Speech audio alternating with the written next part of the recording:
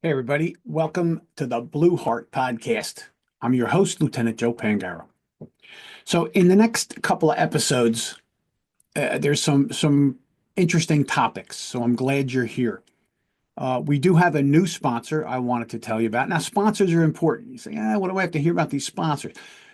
The key to sponsors is that they bring the show to you. They're the ones that make it possible for us to do this so that we can bring this information to you, the men and women of law enforcement. So you have my sponsor up here, blue360media.com. They're my publisher. RiotTint.com. They make security glazing for windows and doors and amazing products for your schools and just about any business around. We also have medicalessentialdiagnostics.com. We don't have a poster from them yet, but I keep bugging them for one.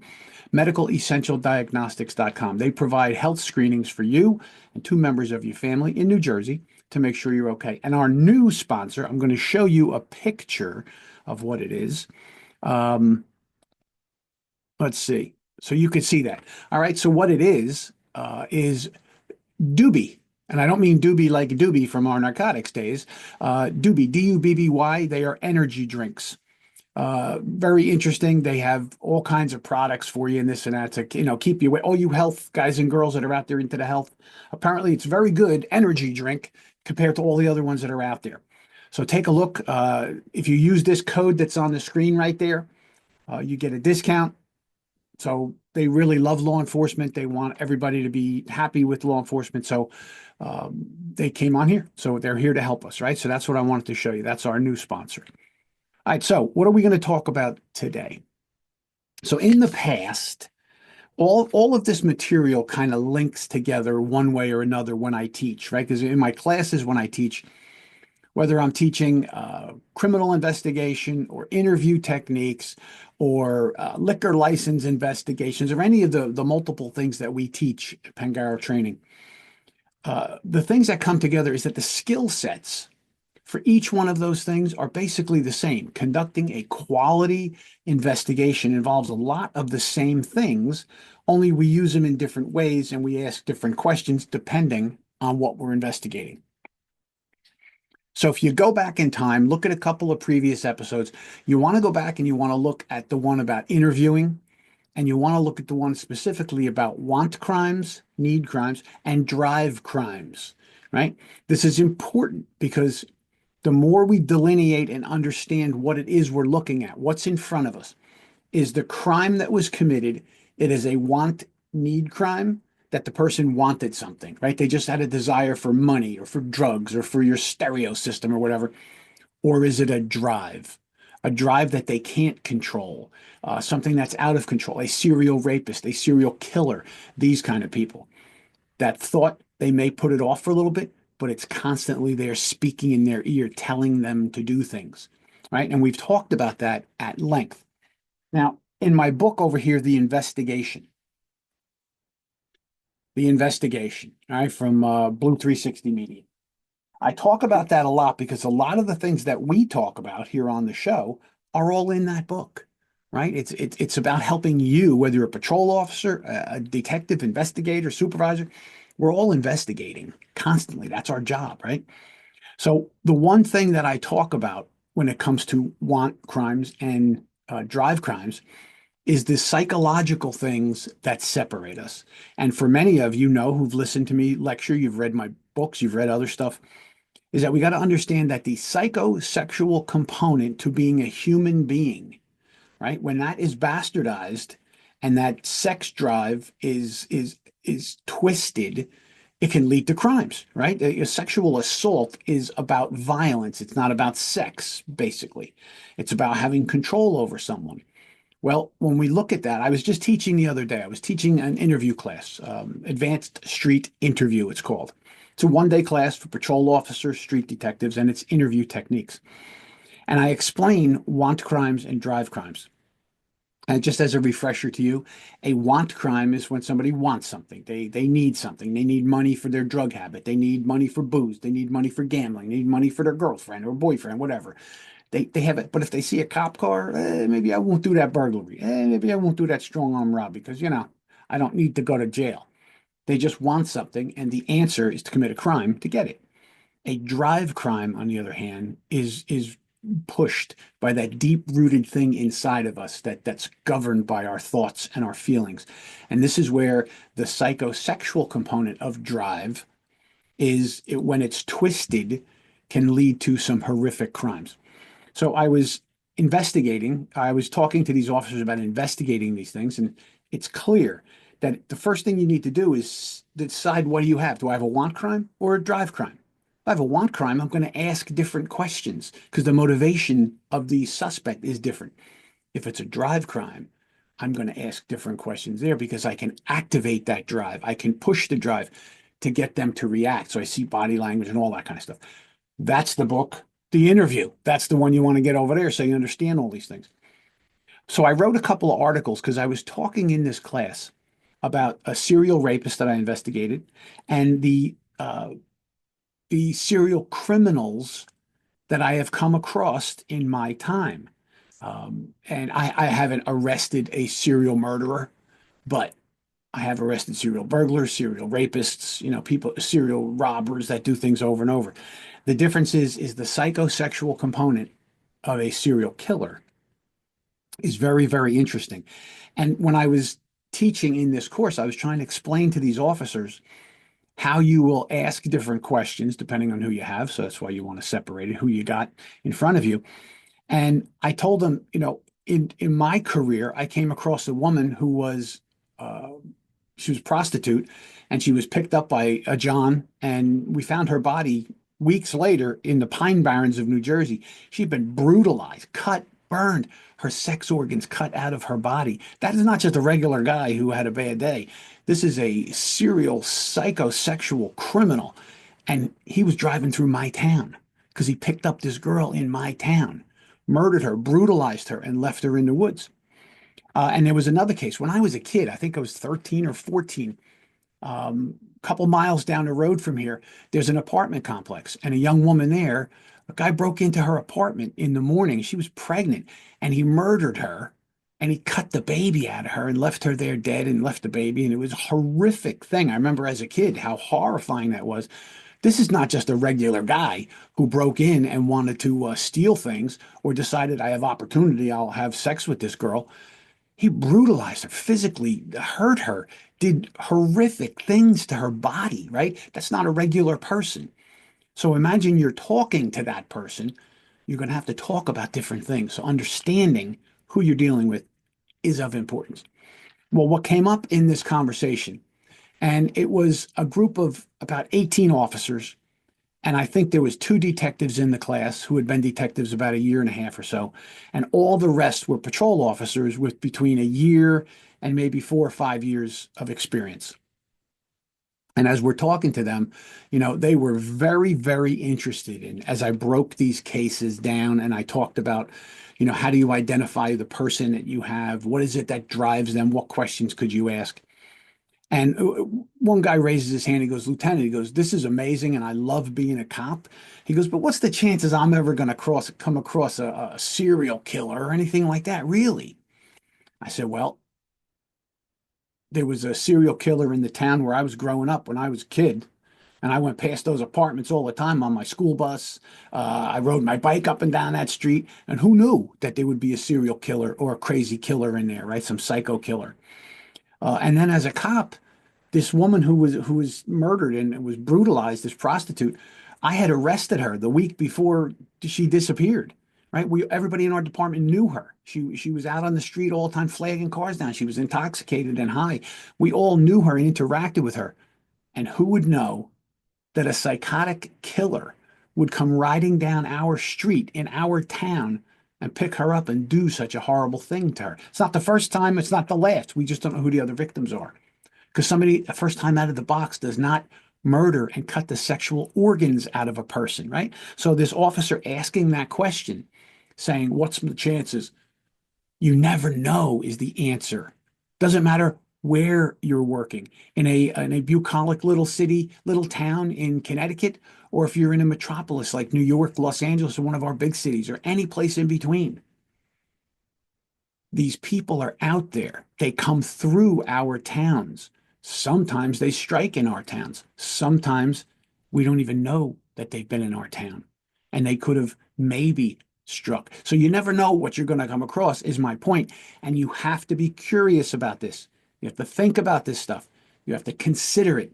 And when you go on a call, and you're going to get normal calls, regular calls, beatings, stabbings, all those kind of regular things that we deal with, you might come across something weird, something a little strange, something a little out of the ordinary. And that is where you have to understand it. That's why I talk about these things for you, right? As a patrol officer, when I started, the cops were all good. The men and women of law enforcement were great to me. They tried to tell me about going into domestic, and the woman will jump on your back if you're arresting the husband. And when a car stop, watch who you're talking to. There's three, four. They gave me all the basics. They were very good to me. But nobody took the time to explain to me and understand how people tick in their head. And that's going to help you do your job better. And that's what I try to bring you, whether it's in my books, in my classes, or here on the Blue Heart webcast, right? To bring this information to you. So recently, I've written these two articles, and they will be published in multiple places, specifically thebluemagazine.com, right? That's a hard copy. A lot of you in New Jersey, actually around the country, they're a nationwide magazine. You may see them in your headquarters. They drop some off, so you just have to read them. Or you can go online, thebluemagazine.com, and you can see a lot of my articles end up over there. So there's two of them that I wrote here that will be coming out. They're not out yet as of today, but they'll be out soon. So indicating early indicators of a serial killer, guidance for police investigators. That's one. And this one, which is more to the point, psychosexual drives and early warning signs of serial killers. Right. So that's the article, right? It hasn't been published yet as of today, which we're in May, right? And hasn't been published yet. But the kind of things that we talk about in here, and I can send you these articles. If you want them, I can send them directly to you for your reading, learning. And everybody asks, Lieutenant Joe, how do we get in touch with you? Okay, well, here is my email address, joe@pangarotraining.com. joe@pangarotraining.com. Tap me out an email. Hey, Lieutenant Joe, I'd like those articles or any of the other things that I put out. If you see them and you want them, I have copies of tons and tons of articles. You look up my name, Google it, you'll see hundreds, literally hundreds of articles I've written over the years. And if you want a updated copy or something, let me know. joe@pangarotraining.com. Send it in and do the right thing. So first of all, while I got you here now, this is important. Please, could you hit the like button? Could you hit the subscribe button? Make sure you tell all your friends and your other cop friends to come and visit us here at the Blue Heart webcast on YouTube. It's the place for us to gather and do things. You can ask if you have a cool story to tell or you want to ask a question about something. joe@pangarotraining.com. I read them email all the time. I'll get back to you. All right, so let's look at this article real quick. Psychosexual drives and early warning signs of serial killers and identifying early indicators of a serial killer, guidance for police investigation. So one of the things we have to understand is that psychosexual drive is something that we can't control, right? So the drive's built into us, the drive to eat, the drive to be safe, drive to procreate, which is the sex drive. All those things are built in so our species continues, right? You got to eat, drink, and we have to have sexual relations to make more people. All right. So here's are some of the things that in my research that I've come across. So childhood traumas. So say you have a case where there's some violence in it and it just seems weird, seems off.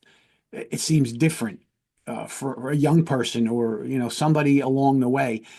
This doesn't seem like the normal, they beat somebody up or they did something. And you'll see these couple of examples here. We've all heard about people like this. Doesn't mean they're all going to be serial killers or serial rapists, but these are the signs to look for. And when you think about them, the key to understanding signs to look for, red flags, is so that when you're dealing with people and you're learning about what they're all about, what they did, what they do, it'll help you down the road because, hey, I remember a guy who did this. I remember a woman who did a thing like that. And you'll start to see patterns, right? And all that kind of stuff. So childhood trauma, a significant number of serial killers have histories of severe childhood trauma. including physical, emotional, and sexual abuse.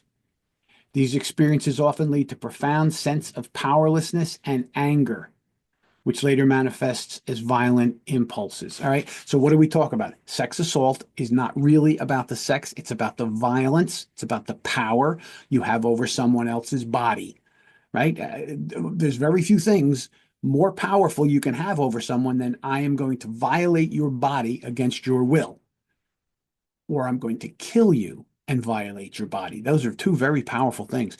And you see someone who has this childhood trauma of powerlessness and victimization may move into that realm later on. All right, this is called the McDonald triad. All right, so that's a term that's out there. It's a set of three behavior patterns observed in the early lives of many serial killers. So there's lots of people out there like me that find this stuff interesting, that need to understand it so that we can do our jobs and so that we can teach, right? So this is here's a couple of the things of the early lives. Persistent bedwetting past the age of 5. Now, a lot of people laugh. Oh, a kid pisses the bed. Oh, there's a reason. Most of us, normal people, we go through a period when we're learning to control ourselves. And this is where, I want you to think that how human beings interact in the world determines a lot of how they do things later in life. So potty training, believe it or not, is a very important thing in a baby, in a child's life, for that child to be able to deal with that. That's a function of being a human being that it can have a lot of psychological effects. So bedwetting after the age of 5 it could be a sign. Cruelty to animals. How many people have we heard? We've joked about, oh, he picks the wings off of flies, or how about the kid that we hear once in a while that kills a litter of kittens that he finds in the woods, or smashes a turtle on the street, or does something that is bizarre and it is cruel. Like, would you think to do that? Cut a frog in half just to see what it looked like inside while it was alive, to make it suffer. These kids do things like this, and it's starting to show you a pattern. They have no empathy for that animal. There's something inside of them causing them to do this cruelty, which can later transform into cruelty to human beings with no empathy. That's why they can drag a young girl off into the woods, brutalize her, rape her, kill her, and put her in a hole in the ground with no empathy for her, her life, or anything. So that's important. So we got bedwetting past the age of 5, cruelty to animals, and a fascination with fire starting. Now, here's another one, right? Don't we all have programs? Fire starters, kids that start fires, kids that start. What is it about fire? I know we say that, oh, fire, fire, fire, right? Even in TV shows, they make fun of it. Fire is an essence, right? When people stare, you ever sit at a campfire and you stare at the fire and you see it dancing and moving, and it can be fascinating. But for some people, starting those fires, unleashing that power is something. It's something to them. So the McDonald triad has bedwetting, cruelty to animals, and fascination with fire setting as behaviors that they've identified in many early serial killers. How does that translate to you? You might not come across Ted Bundy in your community, but you might see a kid who's having these kind of activities go on, and it comes to your attention in law enforcement. Maybe because they set a fire, and then in your investigation, you find out that the kid was a bedwetter till he was 8 years old. You find out, hey, that's the kid who killed all those kittens in the woods. Now you have a potential for someone to go down that path of being a serial killer, a sexual deviant. All right. Um, they have isolation and social difficulties, right? Many serial killers experience isolation from an early age, often exacerbated by difficulties forming social connection. You see, so we do go in our schools a lot, don't we? We deal with juveniles a lot. So you start to see a kid who has these problems. We investigate further. Now you find a kid who did something really bad. And then you start to look back and you find out he's got all of these factors. You're looking at a potentially dangerous person. All right. Escalating fantasies. Now, again, I find all of this information to me so helpful on every case I went on, not so much as a patrolman, because I was still learning. I was still getting this. And I would see these things and try and learn. Once I became a detective and I had the ability and the responsibility to investigate and find out why people do what they did so I can solve the crime, this stuff all started to gel for me and make sense. If you want to be a good investigator, be curious about this, learn about these things. So here we have escalating fantasies. We all have fantasies to one level or another. We all have things we think of, like, oh, I want to be promoted and I'll be the chief someday, or look at that girl. Oh my gosh, I'd like look at that guy. I would do this or that with them. And mostly we control our fantasies. It's fantasy. It's in the back of our mind. I'm going to be a rock star. I could be on a stage, right? We have these fantasies. When it gets into fantasies about power and sexual exploitation and things like that, you start to see when the kids are writing, when they say things. We look at active shooter kids and they write about violence and shooting and killing. That's expressing themselves. When you see these escalating fantasies, and we often see with these people, they start out as peeping toms because there's power there, isn't there? Looking through somebody's window, it's voyeuristic. And there's a woman in there and she's changing and you're watching her. You're getting to do what you want by looking at her without her seeing, without her permission. That's a power. That's a thrill for some of these people. And some never go further than that. They're just a peeping Tom. Then other people go further where they videotape them. I had a guy running around videoing through people's windows. Then maybe they go in and they steal a piece of clothing, right? I had guys that used to go to the laundromat and steal girls' underwear, watch them and then steal their underwear. It was in the thing. It's all part of that escalating fantasy. And then eventually maybe they stalk and then maybe they attack and maybe they kill, right? So you get this, right? And animal cruelty we talked about. Can we predict and prevent? Well, if you can do that, exactly who's going to be the next serial killer out there, you'd be a superstar. But the key for you as an investigator is to think about these things and look at each case, each thing you come across as a patrol officer, detective, supervisor, it doesn't matter. When you have a call, evaluate it, investigate it. That's the beauty of our job. We are tasked with that. They pay us to do that. This is very interesting stuff. I can't tell you how many cases my partners and I solved by understanding what makes people tick. It gave us places to look, gave us evidence to look for, and questions to ask when the time came. So all this is very important. All right. So if you want these articles, joe@pangarotraining.com. Remember, take a look at our sponsors. Go try that Doobie, DUBBY energy drink. Give that a try. And I hope to hear from everybody. Thank you for being here. It is my privilege to be able to talk to you here on the Baloo Heart podcast. We will see you down the road.